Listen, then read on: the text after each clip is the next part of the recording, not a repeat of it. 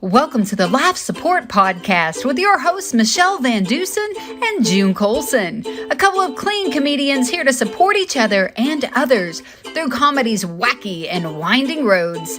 They'll talk about highs and lows and some traumatizing shows. So get ready, get set, let's go! Welcome to the Life Support Podcast, brought to you by the Hot Breath Comedy Network. I'm your host, June Colson, here with my amazing friend, Michele, with one L, VanDusen, who did it again. You did it again. You just did it again. I was like, here, let me get my phone on. Do not. And then it's like, dun, dun, dun, dun.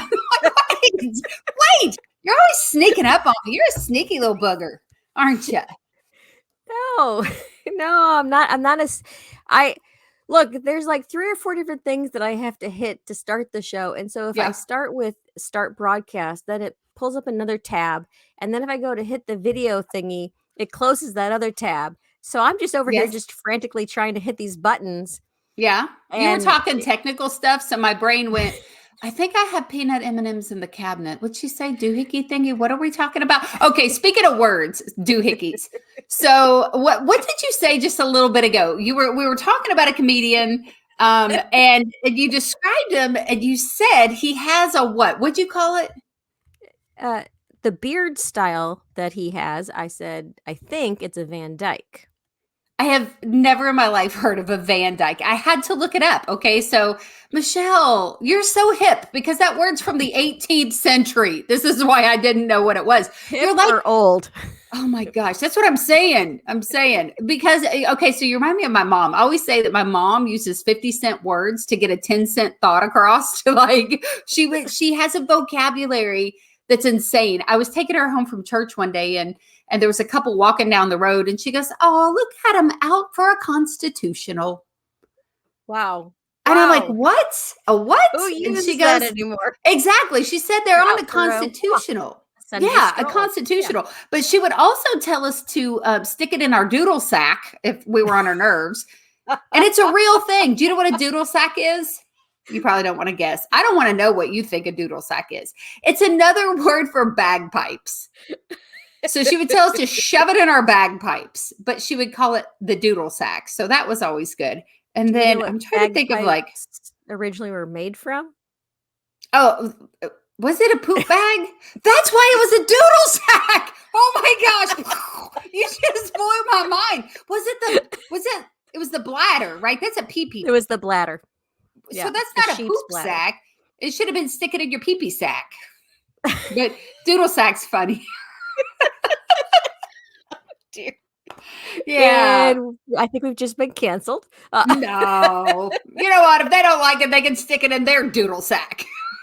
I don't care. You now have to put some money in the swear jar. I'm just saying. Or I'm sorry, the inappropriate jar is okay. If you want to do man, that's a stretch. Yeah. If we got to go inappropriate, I'm done. I'm bankrupt. I'm just going to go and hand you my penny bank. So speaking of words, since we were talking about words, you were about to read me something off the bag that you had like from your tea. And okay, so before you read it, I'm sure you have to like look for it. But today or yesterday, I found a pack of gum. Okay, I'll cover the name brand. Because it's extra hard to read. It is extra hard to read with my finger across there. You're holding there. But it said the other one said extra funny, and so I thought it was going to be like Laffy Taffy, and that you would open it up and it would have like a funny joke or whatever on it. Yeah, and it came in a 2-pack, and then this one said extra awesome, but then it just says on the thing, you're extra awesome, or you're extra kind, or you're extra funny. Like, what's the deal with all these companies taking over, like, just copying what Dove has been doing forever with their chocolate? I know. But do we need our food to inspire us? My food, the Dove chocolate, it needs to say, you're extra big. You need to put this down. Stop eating so much chocolate. You have extra hips. Put down the chocolate. But you were about to read some beautiful saying that your tea, like the the bag. Do you have it? Do you know what it said? I do. I think Dove should actually say, you have 2 hips, you need to have more pieces. Like, I think that's You where it think needs to that's go. it? Let's fill all Eat the another space. one? Let's fill all the empty spaces. Yeah. Well, what'd the T say? The T said, lift up others with your peaceful presence. So here's what I'm thinking, Michelle. You're always telling me kind and inspirational things. And I thought that it was original thoughts that you truly thought about me, but I now realize that you just drank a cup of tea and you were like, June, your joy is like sunshine. And I'm like, wait, what? So from now on, every time you say something kind to me, I'm going to be like, whatever, stick it in your doodle sack. Go sip a cup of tea because you're extra lying to me right now. Okay. You know who and what is extra amazing? Yes, our guest. Our guest. I was going to say it, Michelle. You always have to take the fun from it. No, yes, tell us. Okay, so we have an extra amazing guest today. Tell us all about it. Okay, so Dave is an improv comedian. He's an improv coach. He's a credentialed minister, a former pro wrestler. He leads a Chicago-based improv ministry team called the Well-Versed Comedy. He hosts the Gifts for Glory podcast. You know, we were on that one. We were super fun. And, and so on that podcast, they celebrate and promote men and women using their gifts for God's glory. Let's welcome to Laugh Support, Dave Ebert. Woo! He's holding a sign that says, my brain has too many tabs open.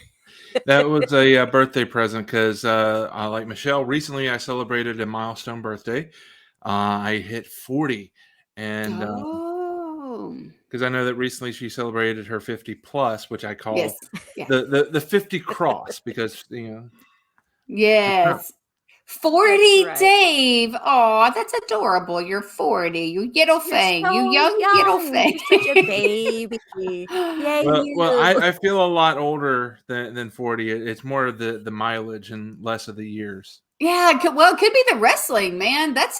You beat yourself to death. My kid, he's a football player, and he's just played his junior and senior year in high school, and he's already walking around like a 98-year-old. I can't imagine pro wrestler that the physical abuse that you've given to your body. But how do you feel about 40? Because when I turned 30, I was like, cool, I'm 30. When I turned 40, I was like, hey, that's cool. Like, God gave me another year. Some people freak out about those milestones. Other people, like Michelle, just print a banner, like, I don't know. How did you?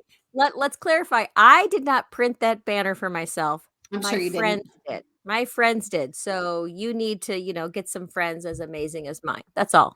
Okay. Oh, wait, I'm your friend. You are my Never friend. mind. I totally did that myself. You should do that yourself. Well, back to Dave. Dave, how do you feel about the 40? How do you feel about it? It feels the same way as 39 did. Yeah. Because turning 40 in the middle of the end of a pandemic, it's like the same as 39, same as 38. So the only difference is now people now realize that I am old. Yeah. So but 40 is not even old anymore. You know what I mean? Like, I remember when I was a kid, like 50 was old, but like, women weren't doing Botox and dyeing their hair as much and doing all of that stuff. So you really can't tell much anymore. I don't know. Are you thinking Botox, Dave? Do you think you're going to go that direction? Probably not. No, not in the budget. And, you don't want to just inject poison in your brain. Are you sure? Sure? No, there are a lot of debates on social media about injecting poison, and I'm not going to do any of it. Oh, this is true. This is true. There it is. Whoop, there it is. Hey, so I asked you if you had any weird words that you knew earlier before we popped on. Do you have any weird words that we could learn from you? Onomatopoeia. That's one of my favorite words. That's one of my favorite words. I don't know why would I learn, but I got in trouble in school when I heard onomatopoeia because it would make me giggle. I would just be like, I don't know what that is, but it's cracking me up. So you actually picked my favorite word. Okay, so let's talk comedy. Wait, can you spell it though? Can you spell it? I-A-T? Well, Michelle. Dave's got it. You did it. You did that to me Michelle did that to me the other day too. That's just classic. You guys, classic comedians. Okay. So comedy. Yeah. So you're on Laugh Support. And basically, we just dive into who was your laugh support whenever you first started in comedy. Now, I know you're more of an improv guy. Now, do I have it correct that just recently you started doing just the straight up stand up? Is that right? I'm dabbling in stand up, just because I got to get off the couch. But the idea of scripting comedy has always been kind of daunting to me because I tend to be very verbose, as we'll find out in the next 20 minutes. It's hard for me to be very succinct and just hit to the punchline. I like to, kind of do the circle, kind of circle in and then come into land. Whereas I just need to learn how to just come into land. Yeah. So as you started, so we'll kind of talk about improv first, because that's what you've had the most kind of background in when it comes to comedy. And it's interesting because when you say scripted comedy, I don't know, my brain just went, oh, we're scripted, but I don't do improv because I've tried it a couple times. Here's why I can't do it. I have no self-control. Once I get the thought in my mind, I lose it. I'm laughing. I can't get the line out. I'm having so much fun. I love it. Mm-hmm. I actually absolutely loved it. But I'm no good for a partner because I'm laughing. I know what I'm thinking. I'm cracking up. But I've only tried improv a few times. Now, when you started doing improv, did you have somebody who was a mentor to you, somebody who was your support, who brought you in and kind of showed you how to do it, or supported you as you started that journey? Well, it's very interesting. Most of my improv training comes from, as many that are watching on YouTube will see, my Big Boy Buddy Love was my wrestling name. Yes. So much of my improv training was in pro wrestling. So that training, I had mentors, guys like nobody's going to know these names because they're wrestlers in Southern West Virginia and Virginia. Scotty Rocker, yes, Frank Parker, Jimmy Michelle. Valiant. The Big Show. No, he wasn't on there. He wasn't there, although that when I had just the goatee or maybe the Van Dyke going on, I kind of look like the Big Show. And so even though he's only 10 years older than me, I would tell people I was his son. And I'd say, Buddy Love, the son of Show. And but no, he wasn't a mentor. But as far as like getting into improv comedy, when I moved to Chicago in 2013, after I finally, established and really pursued a relationship with the Lord, I met a guy through Craigslist, Ryan McChesney, and he and I were kind of each other's laugh support in founding the improv ministry.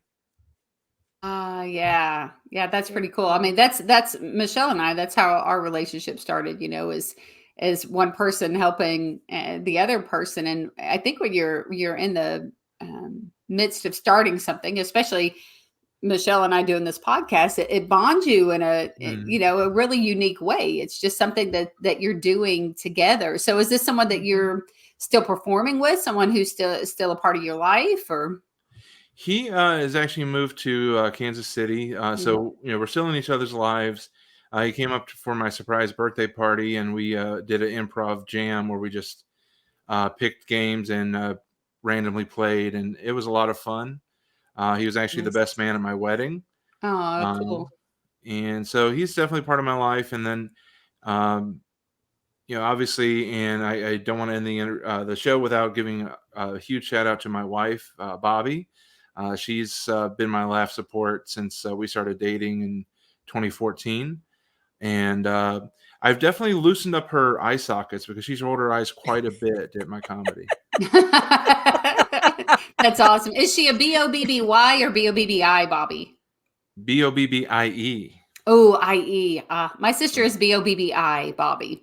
There was such a big issue of making sure that you spelled her name right. No Y, no E, just Bobbi. My mom would have to be first. Sorry, it's about Michelle. Have you done improv? I don't know if I've ever asked you that. Have you? Yeah, tell us about it. Well, when I was in college, I actually studied theater, and so we had some improv classes and things like that. And so I think I like the scripted dramas, scripted comedies much better than improv, because I edit too much in my head. See, June, I think actually you'd be a great person for improv. You think it wouldn't be good because you'd be laughing. I edit constantly. I'm like, oh, can't do that, can't do that. But one of the biggest things about improv is it's supposed to be yes and I'm always going, yeah. I'm like, yeah, but maybe not. And so that's why I'm not. I love watching it, but don't ask me to do it. I can, but it's not my forte. So you wouldn't do a yes and you're just no. No, I don't want to do it. Well, granted, I've never been with anyone else that has done clean improv. So I might actually quite enjoy the well-versed troupe. I keep seeing it come up in the audition call, and I'm like, if I live closer. So comedian Brian Kahatsu, he's done improv for a really long time, and so that's the first person who ever really taught me anything about improv. And we actually did it kind of early in the pandemic, just a online thing. He was trying to decide whether he could teach this over in the virtual world, like how would I do this?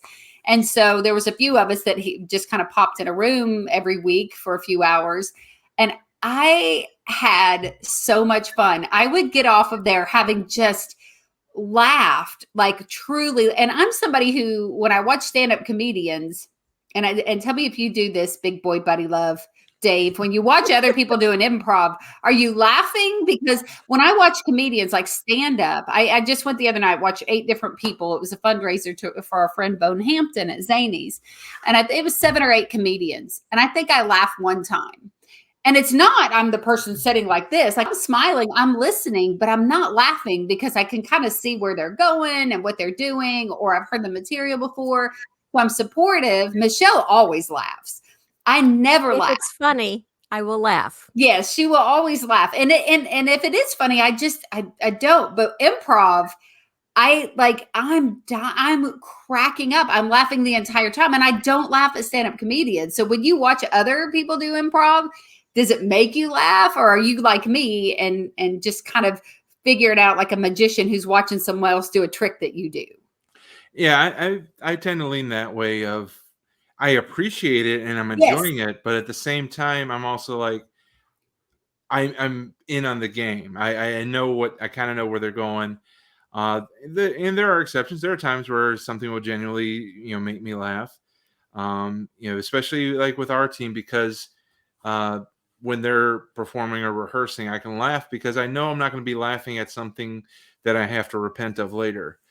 There's a safety net in right. That needs to be quoted everywhere. Yeah, that's fantastic. I love that.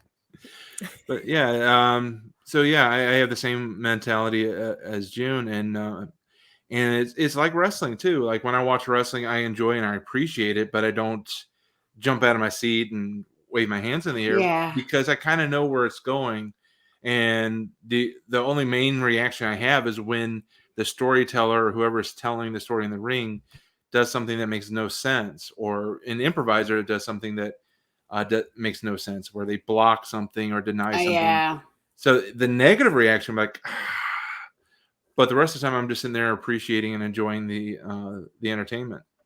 Yeah, I'm not somebody who's the other comedians are like, we want June in the office or the audience because she laughs so hard. I don't. But Michele, 1, she laughs at everything, and 2, she has a great laugh. Like her giggle, where mine's more of like, oh, like there's nothing like cute about my laugh at all. I've got I've got a teenage son, and my oldest son's now 22, and literally 2 things that annoy them is when I laugh or when I sing. Like those are the 2 things. They're like, just have the weirdest laugh. So I don't know. Well, so you've been doing the improv for a while. You met a guy on Craigslist, which most stories don't end positive with that. No, but you had a positive ending to your meeting a guy on Craigslist. You guys end up being each other's laugh support. Yeah. And you've done improv for a while. So this well-versed comedy, tell us about that. Tell us, have you become somebody who is someone else's laugh support where you're lifting them up and bringing them along? Yeah, with well-versed comedy, we minister to each other. We recruit and we accept only fellow Christians from different walks of life. We've had Catholics, we've had evangelical free, Baptists, non-denominational. My wife and I were Assemblies of God. So it's truly representative of the kingdom of God because we have so diverse backgrounds. And so we minister to each other, we pray for each other. And one of the things that has really been a blessing to me is one night we were doing a fundraiser for a group called Salt and Light Coalition. And they work with women who have survived and escaped sex trafficking. Many of them have been sold into trafficking by their parents at a young age, or by boyfriends or close people that that should be protecting them instead of selling them for the next hit or for a few bucks. And that night when we were doing our performance, I felt like the Lord was leading me to share my testimony. And I wasn't sure if I felt like it was because there might be somebody in the audience that needed to hear it and feel the hope, which it may well have been. But after sharing my testimony, the founder of the organization came up to me personally and said, I would love for you to teach improv to our ladies. And so since then, so it's been about 3 years. Once a month, I'll teach an improv class with women who have survived sex trafficking.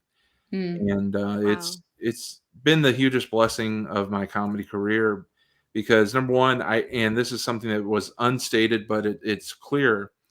I'm a man going into work with women who've been hurt by men, and I'm able to build a positive platonic friendship in the course of this class where they can hopefully see somebody that proves that not all men are bad. Not all men are out to hurt you or use you or abuse you. So that to me is one of the biggest aspects of going in there is being a man that, I refer to my wife and marriage regularly as kind of as a way to model that there are ways to have a healthy relationship. And then we teach improv in a way that improves their ability to communicate, helps them learn how to read communication because most of communication is the visual aspect and not just the words. And at the end of the day, if none of that takes root, for an hour a month, they get to laugh like little girls, which they may not have ever been able to do. Just to be able to see literally the burdens of the world on their shoulders. And within a few minutes of playing Bippity Bippity Bop or Zip Zap Zop, just to see that literally crack up and fall off and see the shoulders come up, the brow become relaxed, and to hear them laugh when they've come in, literally waiting for somebody to say the wrong thing so that they could just explode on somebody. But in a few minutes of just laughing, that goes away. If it's just for an hour, it's just for an hour. But at least in that hour, they could see that there is more to life than the burdens and the things that are hurting them. There's a little bit more. There's some hope out there. And it's a huge blessing to be able to do that. That's fantastic. I just want to know, what is Bippity Boppity, whatever you just said? All right. One of the games that I love teaching it's called Bippity Bippity Bop. So we get in a circle, and somebody's in the middle. They have to walk up to somebody, make eye contact, and say the words Bippity Bippity Bop. And the person that they're speaking to has to say just the word bop before they do. So if I'm walking and I walk up to Michelle, and then I look down and I say Bippity Bippity Bop. Bop. Right. I gotta. Okay. You'd say bop before I do. And if I beat you, then you're in the middle. And it's not a competition because it gets silly, it gets fun. Yeah. And then we add different layers. Like sometimes we'll add what's called Charlie's Angels, where now you're relying on the support of the people around you in the circle. So if I come to Michelle and I say Charlie's Angels, the person on her right and on her left have to come into the middle and do the Charlie's Angels pose. Yes. Yeah. And if they don't get the support from the circle, then they're in the middle. So it's about teamwork, about paying attention, and it becomes silly and you have fun with it. And it's just one of many ways just to have fun and be silly and forget that we're adults and we have to be serious because we have to do adulting all the time. Yes. Adulting.